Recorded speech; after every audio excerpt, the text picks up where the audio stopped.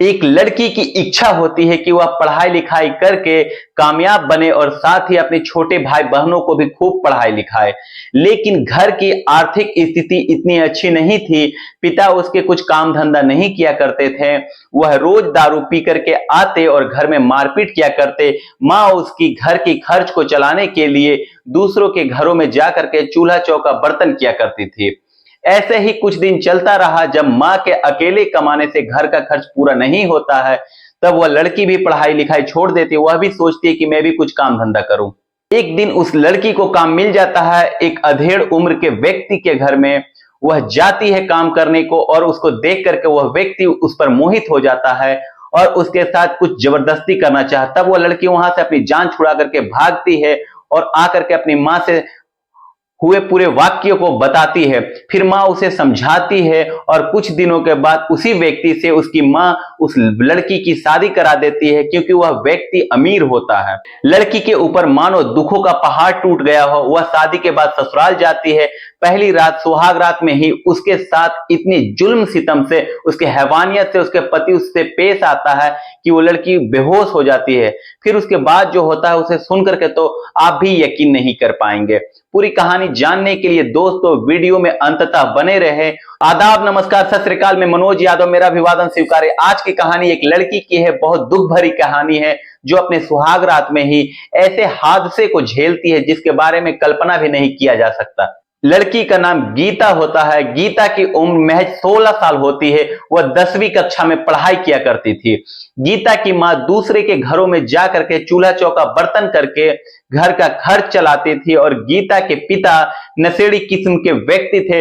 वह रोज दारू पी करके आते और घर में मारपीट करके गीता के माँ से किया करते थे। घर का यह मंजर देख के गीता बहुत घबरा जाती थी। उसकी इच्छा होती थी कि मैं भी पढ़ूं और अपने छोटे भाई बहनों को भी पढ़ाऊं लिखाऊं। लेकिन जब घर की समस्या ज्यादा जटिल हो जाती है, माँ के अकेले कमाने से घर का खर्च नहीं चल पाता है, तो गीता भी फैसला लेती है कि अब मैं पढ़ाई लिखाई नहीं करूंगी, बल्कि माँ की तरह कुछ काम धंधा करूंगी जिससे अपने छोटे भाई बहनों को पढ़ा सकूं। ऐसा सोच करके वह पढ़ाई लिखाई छोड़ देती है और काम की तलाश करने लगती है। एक दिन गीता को काम मिल जाता है। वह जाती है।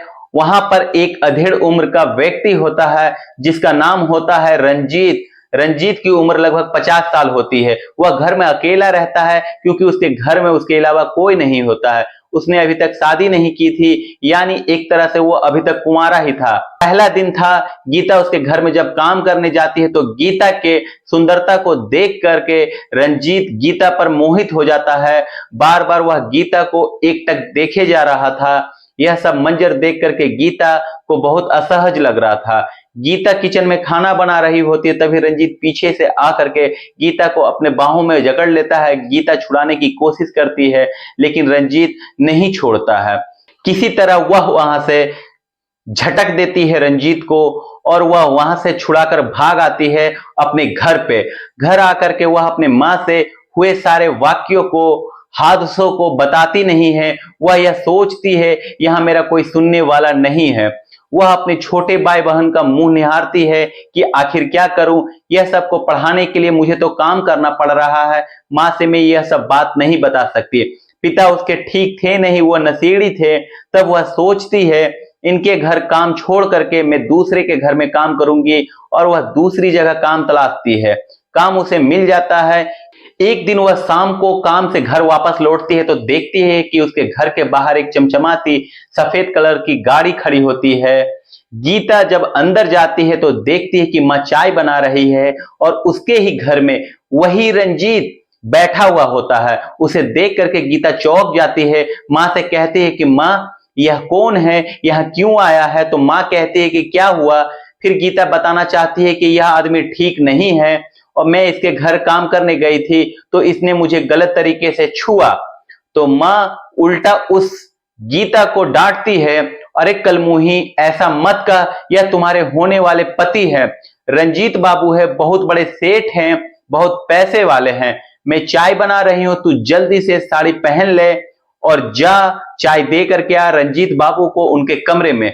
तो गीता कहती है कि माँ, मैं साड़ी क्यों पहनूं, क्यों मुझे उनके पास चाय लेकर के भेज रही हो? तो माँ डांटती है कि आखिर वो तुम्हारे होने वाले पति है, अगर तुम उनसे शादी कर लोगी तो घर भी ऐसे चलेगा और तुम्हारी जिंदगी भी ऐसे चलेगी, तुम्हारी इच्छा भी पूरी हो जाएगी, तुम्हारे छोटे भाई बहन पढ़ाई कर लेंगे और तुम भी नए घर में अकेली रहोगी। एक बड़े घर में तुम्हारी शादी में मुझे कोई पैसा खर्च नहीं करना पड़ेगा। तब गीता रोने लगती है, कहती है नहीं माँ, कैसी बात कर रही हो? एक तरफ मैं कहा 16 साल की नाबालिग लड़की हूं और एक तरफ वह 50 साल के, देखो तो जरा, वह मेरे पिता के तुल्य है और उम्र के है। प्लीज माँ ऐसा मत करो ना। लेकिन माँ पैसे की लालच में अंधी हो चुकी थी, उसे बेटी का दर्द जरा सा भी सुनाई नहीं पड़ता, जरा सा भी उसे महसूस नहीं होता। वह कहती है कि देख, कुछ लोग की इच्छा होती है कि उन्हें अच्छा पति मिले, बड़ा घर मिले, अच्छी जिंदगी जिए, लेकिन यह सब तुझे फ्री में मिल रहा है, तुम इसे समझ नहीं पा रही हो। आज मौका है तुम्हारे पास, अगर तुम यह ठुकरा दोगी तो बार बार ऐसे मौके तुम्हारे पास नहीं आएंगे। मैं कह रही हूं कि तुम्हें शादी रंजीत बाबू से ही करना पड़ेगा।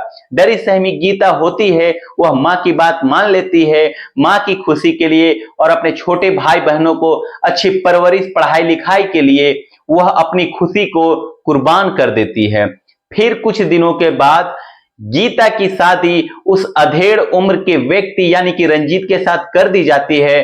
गीता अपने ससुराल जाती है। शादी की पहली रात वह फूलों से सजी सुहाग सेज पर डरी सहमी सी घूंघट काढ़े बैठी हुई होती है। फिर जैसे ही घर का दरवाजा खुलता है, अंदर रंजीत जाता है, तब गीता की दिल की धड़कनें बहुत तेज हो जाती है। रंजीत झट से सुहाग रात मनाने की खुशी में उत्सुकतावश दरवाजे को बंद कर देता है और जाकर के गीता के पास लगभग बैठ जाता है। वह भूखे शेर की तरह गीता पर झपट्टा मारने के फिराक में था। फिर गीता का बांह छूने लगता है तो गीता उसे मना कर देती है, प्लीज ऐसा मत करो ना, अभी मैं ये सब करने के लिए योग्य नहीं हूं, तैयार नहीं हूं। मैं अपनी माँ की खुशी के लिए उसके कहने पर आपसे शादी कर लिया। तो रंजीत कहता है कि ज्यादा सयानी मत बन, ज्यादा नाटक मत कर, मैं तुम्हें ब्याह करके लाया हूं, तू मेरी पत्नी हो, तुम्हारे ऊपर सिर्फ मेरा ही अधिकार है। आज की रात मुझे जो मर्जी करेगा वो सब मैं करूंगा, अगर ज्यादा नाटक करोगी तो ठीक नहीं होगा। तो वैसे एक बात मैं तुम्हें और बता दूं कि मैं तुम्हें खरीद कर लाया हूं, पूरे रकम चुकाया हूं, तुम्हारी माँ ने पैसे लिए हैं तुम्हारे, चुपचाप मान जा, वरना नहीं तो मैं प्यार से कह रहा हूं, लेकिन अगर तू ज्यादा नाटक करेगी तो मैं जबरदस्ती पर अगर उतर आया तो तुम्हारे साथ जानवरों से भी ज्यादा बदतर सलूक करूंगा। वैसे भी तुम्हें अपने भाई बहन को पढ़ाना है कि नहीं पढ़ाना है? जब भाई बहनों की बात आती है तो गीता मान जाती है। फिर रंजीत हैवानियत की सारे हदें पार कर जाता है। वह गीता को वस्त्र विहीन कर देता है और भूखे भेड़िए की तरह उसके शरीर को नोचने मसलने लगता है। गीता अपने अस्तित्व को नंगा होते देखकर अपने आंख से आंसुओं की धारा बहने लगती है। वह चीखती चिल्लाती रहती है, लेकिन रंजीत के ऊपर इसका कोई असर नहीं पड़ रहा था। वह बेदर्द किस्म का जालिम बन चुका था।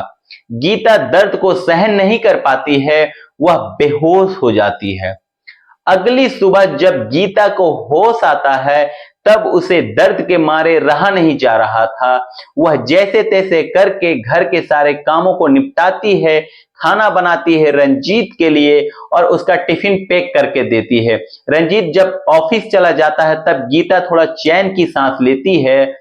वह घड़ी की तरफ देखती है और बार बार यही सोचती है रोते हुए कि काश अगर रंजीत आज घर पर नहीं आते तो बेहद अच्छा होता। घड़ी की तरफ देखते देखते ऐसे ही जब 10 बज जाते हैं तब उसे नींद आ जाती है। जैसे ही उसे नींद लग रही होती है कि आधे घंटे बाद ही घर के दरवाजे की बेल बजती है, वह चौंक करके उठती है और जैसे ही दरवाजा खोलती है तो देखती है कि फिर से रंजीत खड़ा है। रंजीत घर के अंदर आता है। तब लगभग 11 बज चुके थे रात के। अब यह रंजीत के आने का घर समय होता है ऑफिस से। आते ही गीता कहती है कि आज मेरी तबीयत कुछ ठीक नहीं थी, मैंने खाना कुछ नहीं बनाया है, ना तो मैंने कुछ खाया हुआ है। तब रंजीत कहता है कि ठीक है, अगर खाना नहीं खाई हो तो मैं खाना बाहर खा के आया हूं, मुझे घर में खाना भी नहीं है, आज मैं तुम्हें सिर्फ खाऊंगा, सिर्फ तुम्हें खाऊंगा। तब गीता हैरानी से उसकी तरफ देखने लगती है और कहती है कि ऐसा तुम क्यों कह रहे हो, सुहाग रात तो सिर्फ एक बार ही होती है ना, अब तो सुहाग रात की रात बीत चुकी है। तो रंजीत कहता है कि ऐसा मैं तुम्हारे साथ बार बार करूंगा, मैं तुम्हें खरीद कर लाया हूं, तुमसे शादी करके अपने घर लाया हूं, जो मेरी मर्जी होगी वो मैं तुम्हारे साथ करूंगा, तुम मेरा कुछ भी नहीं बिगाड़ सकती। गीता दर्द से कराह उठती है, वह यह नहीं चाहती कि कल की तरह आज भी मेरे साथ ऐसा ही हैवानियत हो, क्रूरता भरे मेरा पति मेरे साथ हैवानियत करे, लेकिन रंजीत के ऊपर कोई ऐसा असर नहीं पड़ रहा था, वह जालिम भेड़िया बन चुका था। फिर रंजीत निर्लज्जता से हंसते हुए कहता है कि तुम रोना धोना छोड़ो और चलो सीधा कमरे में, बेडरूम में। सुहाग रात के लिए ही तो मैं इतने दिन से तड़प रहा था, इसीलिए तो मैं तुम्हें लाया हूं। गीता के घाव को रंजीत फिर से कुरेदने लगता है, जो अभी ठीक से भरे हुए नहीं थे। अब यह सिलसिला रोज चलने लगा, लेकिन गीता दर्द को सहती और किसी से कुछ कह नहीं पाती। आखिर उसके दर्द को कौन समझता। वह सिर्फ भगवान से प्रार्थना करती है कि हे भगवान, तुम ही मेरे आश्रयदाता हो, मुझे इस नरक से मुक्ति दिलाओ। अब एक दिन ऑफिस से घर आते वक्त रंजीत की कार का एक्सीडेंट हो जाता है और मौके पर ही रंजीत की मृत्यु हो जाती है। अब रंजीत के सारे प्रॉपर्टी की मालकिन गीता हो गई और वह अपने मां और भाई बहनों को भी अपने घर पर बुला लेती है। रंजीत जैसे हैवान राक्षस से गीता को छुटकारा मिल गया, वह बेहद खुश हो जाती है। इसीलिए दोस्तों कहते हैं कि कभी किसी के साथ बुरा व्यवहार नहीं करना चाहिए, समय सबका हिसाब रखता है। दोस्तों यह कहानी आप लोगों को कैसी लगी कमेंट सेक्शन में जरूर बताना। अगर वीडियो अच्छी लगी हो तो लाइक और चैनल को सब्सक्राइब जरूर कर लेना। मिलते हैं अगले वीडियो में फिर किसी नई कहानियों के साथ। धन्यवाद। जय हिंद, जय भारत।